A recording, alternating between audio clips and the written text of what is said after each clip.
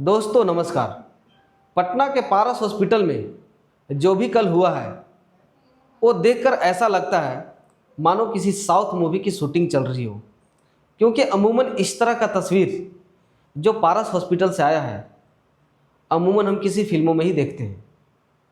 सुबह 7:25 पे 5 shooter hospital में दाखिल होते हैं और वो सीधे कमरा नंबर 209 में पहुंच जाते हैं, जहां पे पिछले 2 दिनों से कुख्यात गैंगस्टर चंदन मिश्रा अपना इलाज करवा रहा होता है, जो कि 15 दिनों से पेरोल पे बाहर था और 10-12 दिनों से अपने घरों में और दोस्त यारों के साथ मौज मस्ती करने के बाद जब पेरोल ख़त्म होने को हुआ तो अपने इलाज के लिए वो पारस हॉस्पिटल पहुंचता है और ठीक कमरा नंबर 209 में उसकी इलाज चल रही होती है।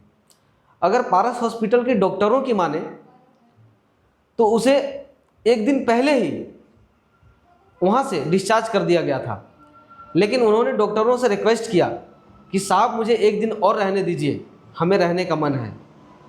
और भला मना भी कौन कर सकता है, कुख्यात गैंगस्टर जिसकी तुत्ती बोलती हो। डॉक्टरों ने बोला चलो ठीक है। इसके बाद जो होता है वो अकल्पनीय और अविश्वसनीय है। 5 शूटर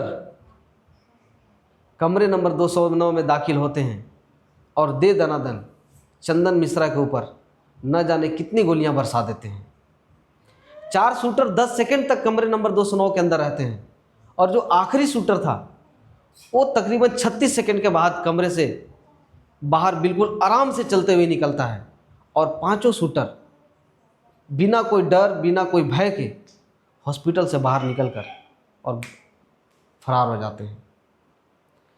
यहाँ तक तो ठीक है, जो भी हुआ यहाँ तक समझ में आता है, लेकिन बिहार का सिस्टम, बिहार का लॉ एंड ऑर्डर जिनके हाथों में है, एडीजी साहब कुंदन कृष्णन, उनके बयान सुनने के बाद या तो आप शर्म से सिर झुका लेंगे या माथा ठोक लेंगे।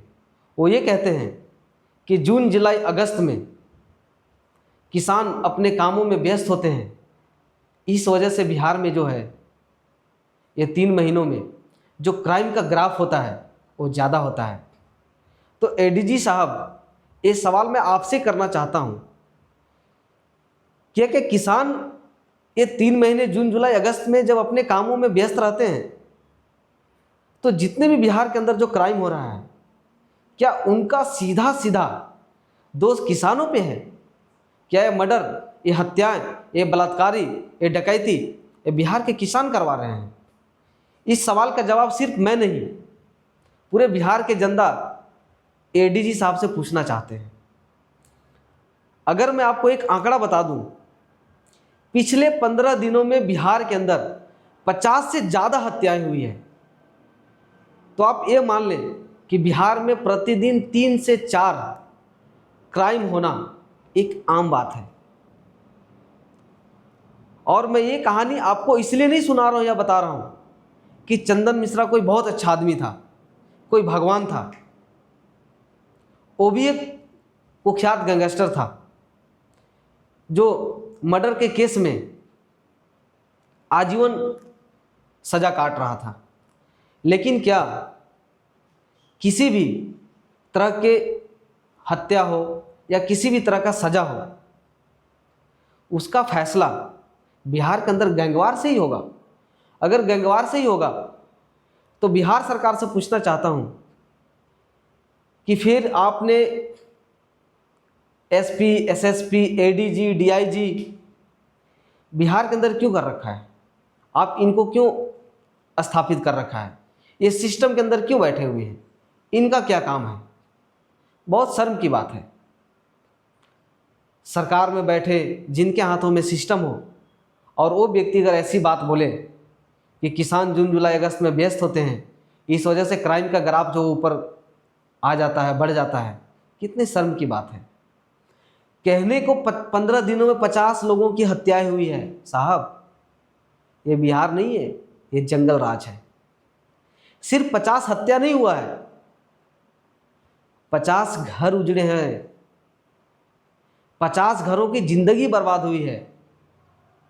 50 घरों के जिनके घर में जिनकी हत्या हुई है, आप जरा सोचिए उनके परिवार पे, उनके बच्चों पे क्या बीत रहा होगा। अगर 15 दिनों में 45 हत्याएं बिहार जैसे जगह में हो रहा है तो इसे बिहार नहीं, इसे जंगल राज 2.0 कहा जाएगा। साहब, कोई भी समस्या का समाधान गैंगवार नहीं है, किसी भी समस्या का समाधान किसी का हत्या नहीं है। अगर सरकार में आप बैठे हैं तो आपको सही तरीके से जवाब देना होगा। ये नहीं कि जून जुलाई अगस्त में किसान अपने खेती बाड़ी में व्यस्त होते हैं, इसलिए बिहार के अंदर जो क्राइम का ग्राफ है वो बढ़ जाता है। कितना बेतुका, कितना शर्मनाक बयान है एडीजी साहब का। और इस सवाल का जवाब एडीजी साहब सहित बिहार सरकार को भी देना पड़ेगा।